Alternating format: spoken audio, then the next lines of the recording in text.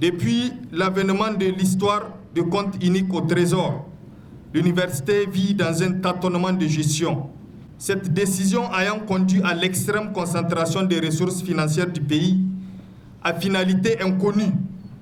Il suffit en effet de remarquer dans les facultés aujourd'hui, même pour arranger un robinet, il faudrait engager un processus sinusoïdal dont la durée moyenne est équivalente au retour de Jésus sur terre.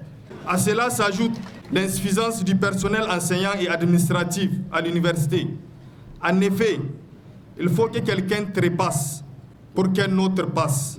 Si la mort et la retraite n'avaient jamais existé à l'université, le mot recrutement serait effacé du dictionnaire et l'acte de recruter ne resterait qu'un idéal.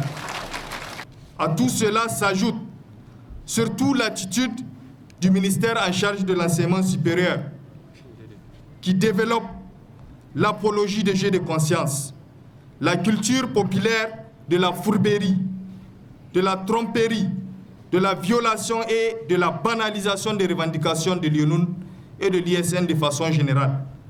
Au lieu de se consacrer sur le traitement urgent des plaies qui affligent toujours l'enseignement supérieur, notre ministère de tutelle y trouve la véritable joie de jouer au ping-pong, des notes d'exclusion, d'interdictions insensées, des arrêtés de charme, de provocation, alors même qu'il nous faut des grandes réalisations. D'où le retard académique abominable, drastique et légendaire dont les conséquences sont la concentration, l'inadéquation entre l'entrée et la sortie des étudiants diplômés à l'université Abdou de Niamey et donc la crucifixion de l'avenir de toute une génération.